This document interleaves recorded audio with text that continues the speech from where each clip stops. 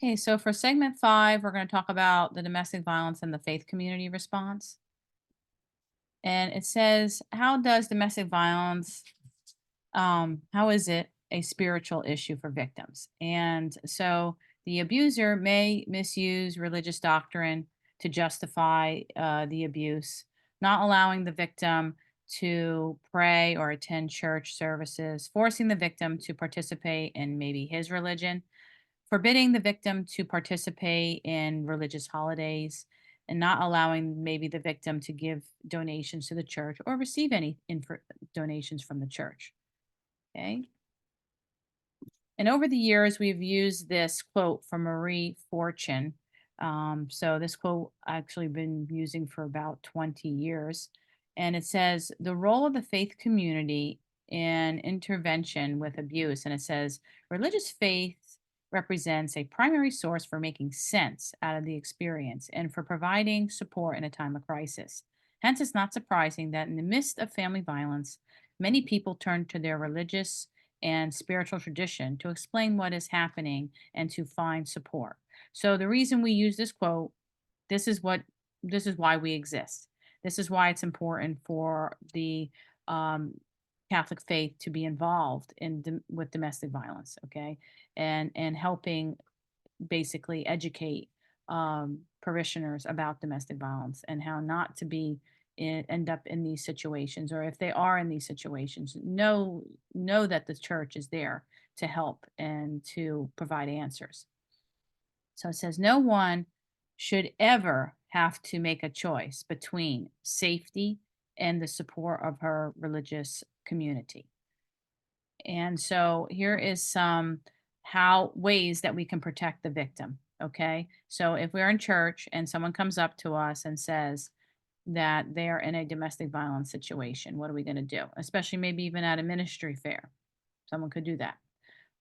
So what we want to do is we want to listen for that severity and that frequency. So this is where we would ask kind of some questions. She say, "Oh, I got into a fight with my husband and he got a little physical with me." And you might want to say, "Okay, um, can you tell me a little bit more on how he was physical with you?" Well, you know, he pushed me and I fell to the ground and I say, "I see." And what happened then? And I actually blacked out.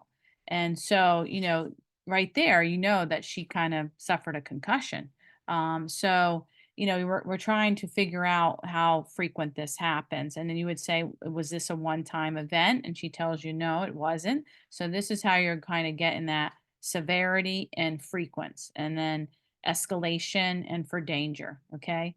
And, if she says this happens all the time, oh, that's a big red flag, right? That would put us all the way down to, possibly a category 2 or a category 3 possibly. So that's what we're looking for. And so pre-battering violence according to this training, and you may not always agree with everything in here, and I don't always agree with everything in here, but it's a starting point. So pre-battering violence is verbal abuse, hitting, breaking objects, and threats of violence. So to me, I don't think hitting is a pre-battering violence. Okay, I I think more so threats of doing it. I think are okay. Beginning levels of violence then are, according to this training, is pushing, shoving, restraining, blocking doorways and exits. Moderate violence is slapping, punching, kicking, and pulling out hair. And severe violence is choking, breaking, beating with objects, threats, or use of weapons or rape. Now, I guess pushing would have been beginning levels of violence. Okay. But unfortunately, if that was only a one time incident, then in my mind, uh, that's okay. Okay. So I guess that falls under beginning. But if it wasn't, if this happens over and over again, then it probably, to me, that's like moderate violence. Okay. So you're just kind of listening for what the victim tells you. And so you want to make appropriate referrals and work cooperatively with professionals who are experts in the field. This is where we'll have like an intake form when we are actually receiving calls or talking to somebody to fill out so that we know what type of information is important. and address any pastoral concerns only after you are sure that she is safe and has been established.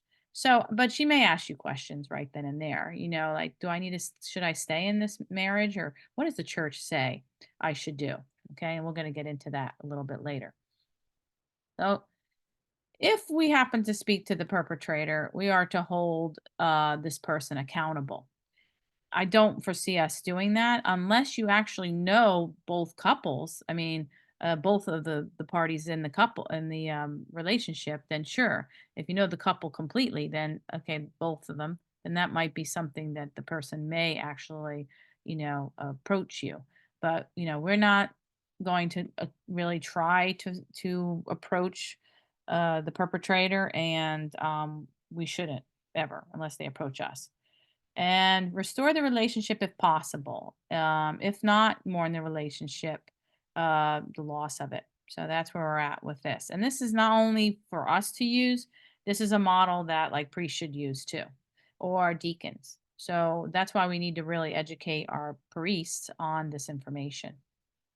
And it says how to talk to someone who is being abused. Again, this person could be a family member of yours, could be a friend. I mean, it doesn't have to be in the church setting. So it could be somebody that is your friend. You want to listen without judgment. And there's 6 simple things to remember. Say, I am concerned for your safety and the safety of your children, if she has children. The violence can get worse.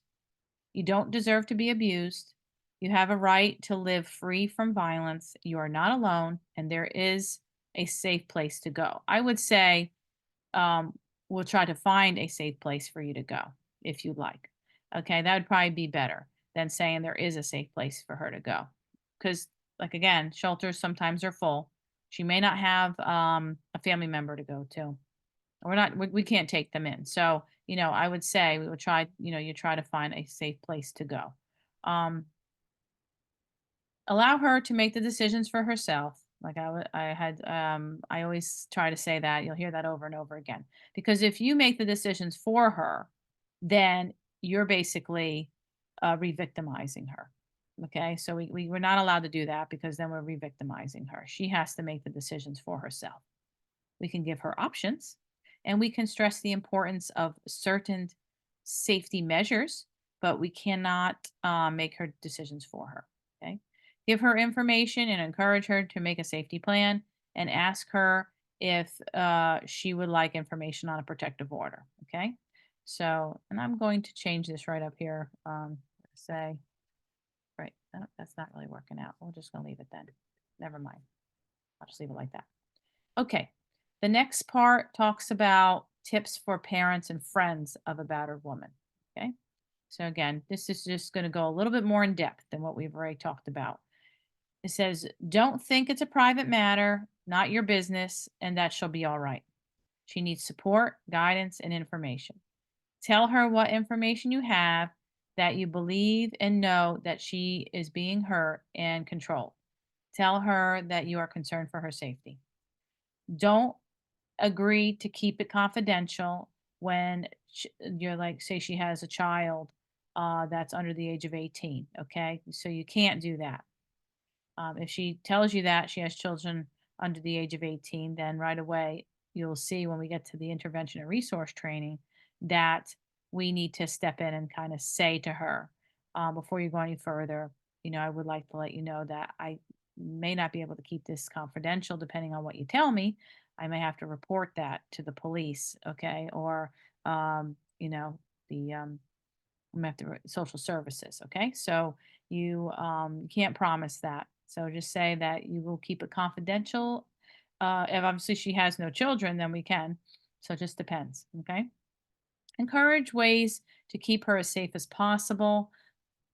Do not ask for any. Do not say anything against him. Focus on her safety, your love and concern for her. Don't support, don't be supportive of her, but not the abusive relationship. This is kind of tricky. And say to yourself, how would you do that? Well, let her know that you will support her as much as you can when she is not in the violent relationship.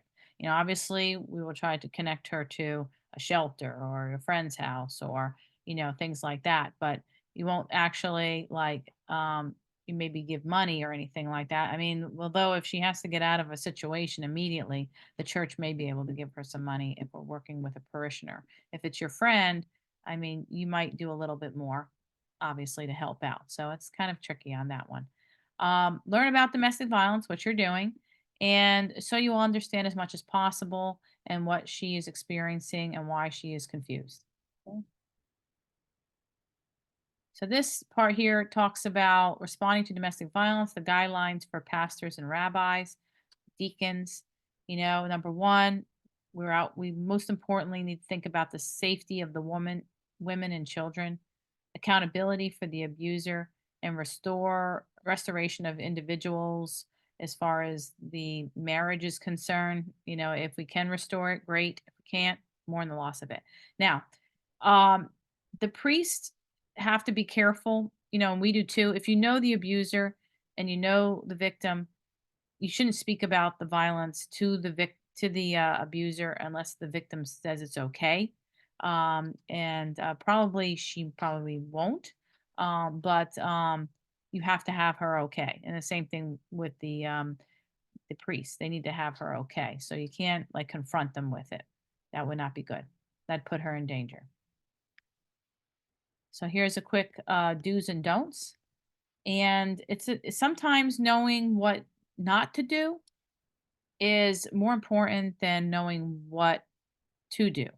Okay. So if you, like I said, this whole re-victimizing thing, we need to really make sure we know not to do that. Okay. That's important. And what we say can cause this, or what we do. So for the do's, do believe her. Do reassure her it's not her fault. She doesn't deserve this treatment. It's not God's will for her. Do give her referral information. Do listen to her. Do support and respect her choices. Do encourage her to think about a safety plan. Do protect her confidentiality up until the point we know that there's children under the age of 18. Do help her with any religious concern she has. Do emphasize that the marriage covenant is broken by the violence from her partner. Do assure her of God's love and presence and your commitment to walk with her through this valley of the shadow of pain.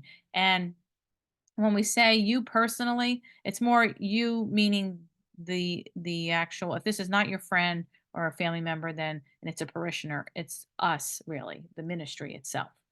Do help her see that her partner's violence has broken the marriage covenant, because it'd be very hard for her to believe this, and that God does not want her to remain in the situation where her life and the lives of her children are in danger. Do pray with her and ask God to give her strength and courage that she needs, and give her a copy of the When I Call for Help brochure, or direct her to that website, which we will get to at the end. Now, here are the don'ts. Don't minimize the danger to her. Do not tell her what to do. Do not react with disbelief, disgust, anger at what she tells you. Let her know that you are concerned and that what the abuser has done to her is wrong and is not deserved by her. Do not recommend couples counseling or enrichment, or approach the husband. Do not send her home with a prayer and a directive to submit to her husband or to bring him to church. Priests have, believe it or not, in a confessional, have said a couple of things that may cause her to be either re-victimized, or some people I know don't want to go back to church after they hear what the priest tells them, which is to submit to their husband, or what did you do to cause this? We don't want to say that. No. Okay. Don't encourage her to forgive him and take him back, which I'm sure a priest has probably said that too. Don't encourage her dependency or do nothing. Okay, just come up with options. Okay, if this part here is proactive spiritual care for rabbis and pastors. Believe her, Be aware of her emotional and body language. Remember that safety and medical attention is #1 priority. Let her know that it's not her fault. Share some information about domestic violence, rape, refer her to an expert, specialized help, respect her self determination and ability to survive. Do not use the couples format for counseling. Assure her of God's love and commitment to walk with her through this journey. Okay. So, what are we supposed to do if an offender is in the congregation? Now, if we go back to that statistic that 33% of all of the world women have been victims of domestic violence, then we know that we have offenders in the congregation. We just do. So, what can you do when you're faced with an issue of having an offender in the congregation? Safety and self determination of the victim in any violent situation comes first. Taking steps to report or contain abuse is actually helping the offender, although he may not see it that way. Okay? Actions taken without victim's knowledge and consent may endanger her and take away her sense of empowerment. What the offender needs is most is containment. Healing and counseling comes later. If the abuser comes to you, think about assessment and referral. Expert help is needed, although with a structure of accountability to help stop the abuse. Do not neglect your own safety. So you always want to meet in an area where there's other people. Okay? A public forum is where you want to meet. Never want to meet by yourself with an abuser or even a victim for that matter. When meeting in your office with an abuser, do so at a time when others are available to assist if needed and use an open forum, just like I said. You might want to go to the saferesources.org, and this will tell you about how abusers can hide out in churches, which that's probably not something we want to do in our church. So, but you can find out more information just about this in general and the abuser. Okay. So, responding to domestic violence, guidelines for pastors and rabbis, and also lay persons. Do address any religious rationalizations he may have and questions he may have. Do name the violence as his problem, not hers. Do remember to refer to a program which specifically addresses abuses. That's kind of hard to find. A lot of them are court ordered, so that's a little challenging. Do pray for him.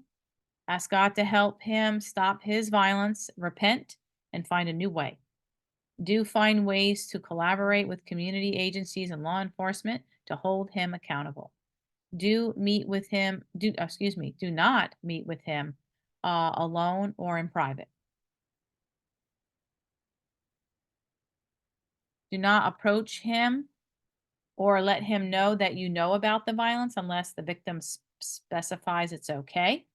Do not recommend couples counseling. Do not go to him to confirm the victim's story.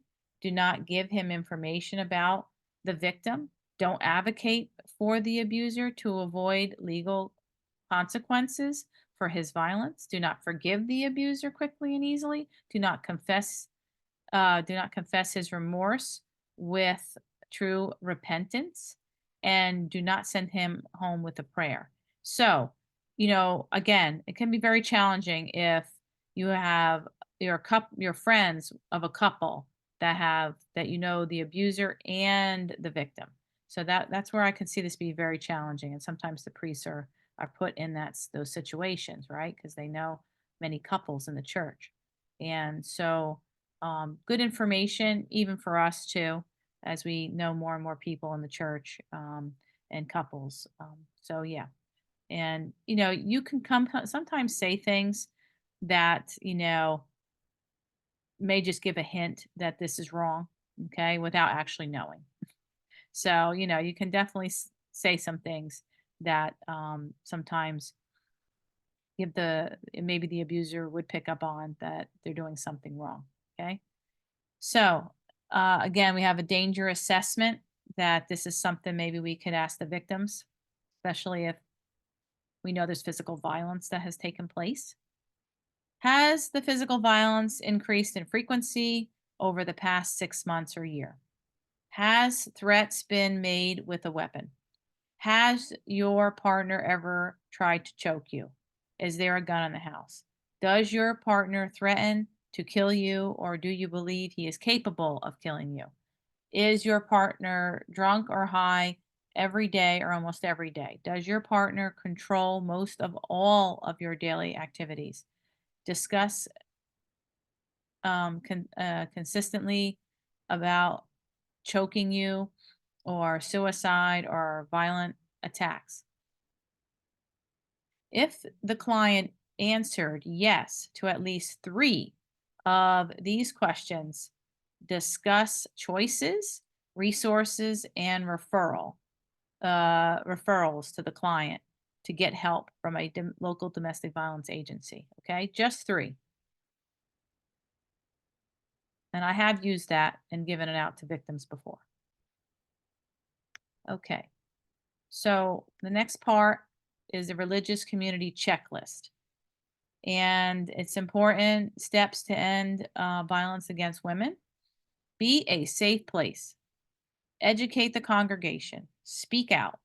Lead by example. Be a good volunteer. Offer space. Partner with existing resources. Prepare to be a resource. Intervene when necessary.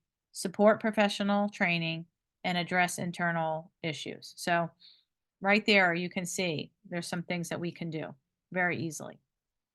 And when we are set up at a ministry fair and we're giving out information and our table looks really nice, that's showing that we are caring. Okay. And a victim, we don't even know, the victim may not even stop by our table. They may take a glance and they just know that we're there.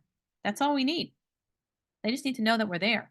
They need to know that we are supporting them. They may not stop by, they may not get any material, but just to know that the Catholic Church is doing something to help support them sometimes is all that we need. Okay.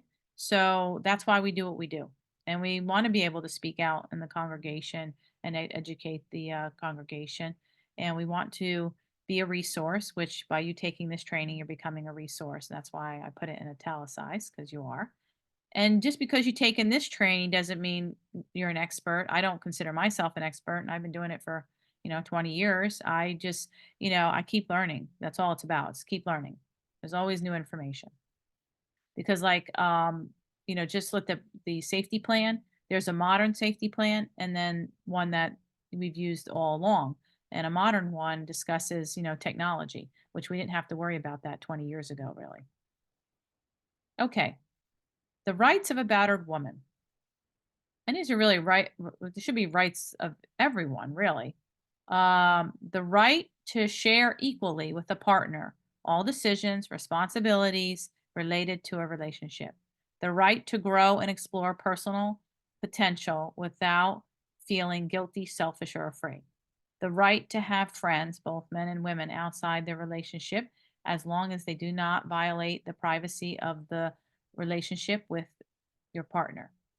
The right to expect a mate to give at least 50% to resolve difficulties in a relationship. The right to hold a mate responsible for his behavior rather than assuming that responsibility yourself. The right to never be physically attacked or psychologically degraded by a mate. And the right to terminate a relationship if it occurs. Okay. And we can go to this gospelcoalition.org for more information about it. And on that note, I'm going to stop recording